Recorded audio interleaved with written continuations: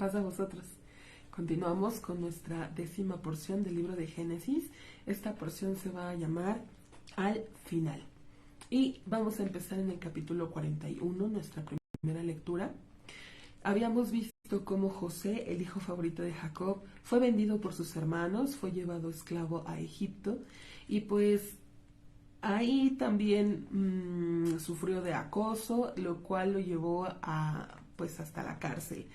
Y vimos también cómo había interpretado los sueños de 2 funcionarios de Faraón, pero pues que había confiado en uno de ellos y al final este funcionario lo olvida, totalmente se olvida de José.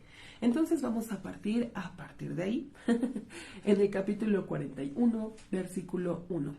Y fue al final de 2 años completos, y el faraón sueña, y he aquí, estaba parado sobre el río.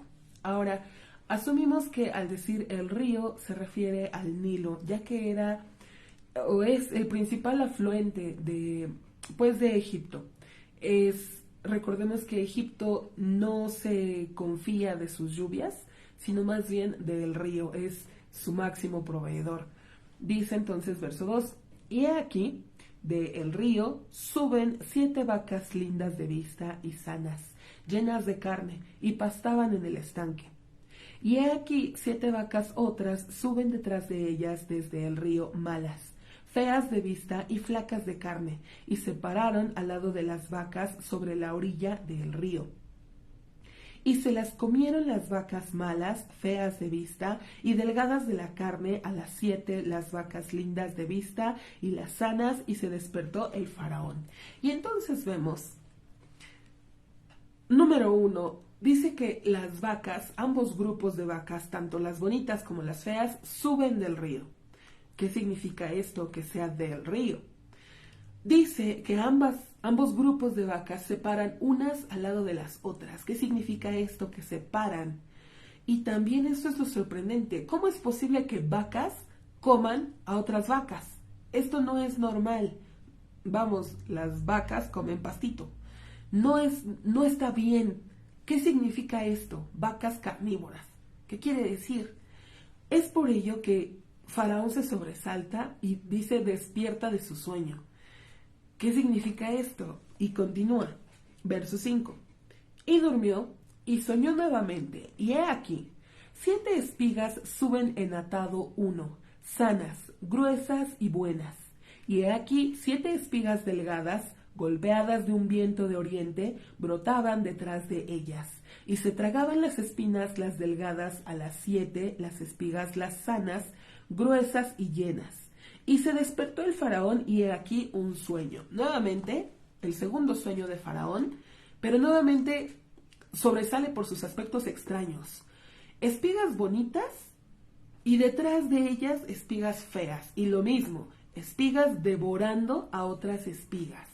Esto es lo que inquieta a Faraón, lo hace que se sobresalte de su sueño, y dice el verso 8, y fue en la mañana y se perturbó su espíritu, y mandó y llamó a todos los magos de Egipto y a todos sus sabios, y contó el faraón a ellos su sueño, y no había quien interprete a ellos los sueños para el faraón.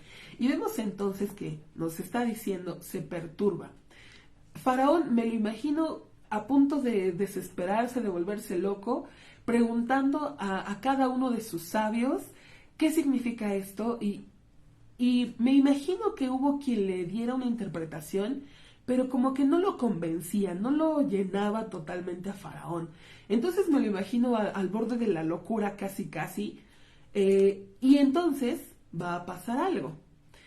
Recordemos que el copero se había olvidado de José, lo había dejado ahí en la cárcel sufrir, y ahora, viendo al faraón tan alterado, pues el copero también dice, bueno, pues si yo tengo una solución, pues se la doy a mi rey, ¿no? Quizá le beneficiara en algo,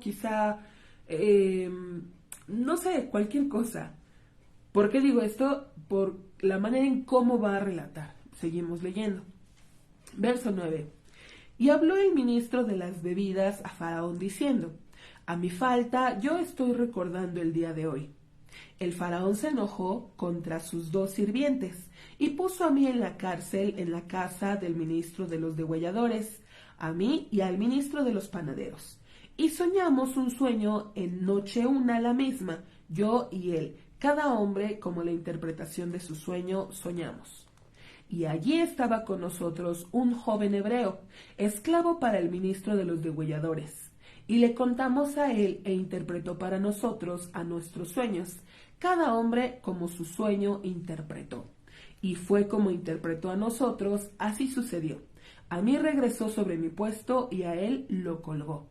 Y vemos entonces cómo nos cuenta de aquí este hombre, este copero, aun cuando necesitaba de José, pues trató de menospreciarlo, porque le dice un joven, hebreo, esclavo.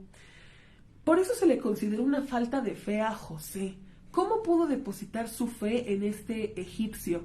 Recordemos en el verso 40, hacia el capítulo 40, hacia el verso 14, que le dice José a este hombre que tenga misericordia, que lo recuerde frente a Faraón para que lo libere de la cárcel. Por eso se le considera esta falta de confianza en José. Por eso es que se le añaden 2 años más a su castigo en la cárcel. Pero, bueno, continuamos leyendo, verso 14. Y mandó el faraón y llamó a José y lo sacaron apresurado del pozo y se afeitó y se cambió sus ropas y vino hacia lo del faraón. Vemos entonces la manera tan apresurada, lo hicieron correr, rápidamente lo sacan de la cárcel. Esto es de la sentencia que esté decretada por parte de nuestro Dios, no dura más allá de lo que está establecido. Cuando viene la liberación, la salvación de parte de Dios, es inmediata, así como lo vemos con José, que a pesar de todo el tiempo que estuvo en la cárcel, cuando fue el tiempo de que fuera liberado, ocurrió de inmediato. Y hasta aquí vamos a concluir con nuestra primera lectura. Si Dios permite, continuaremos más adelante. Pasa a vosotros.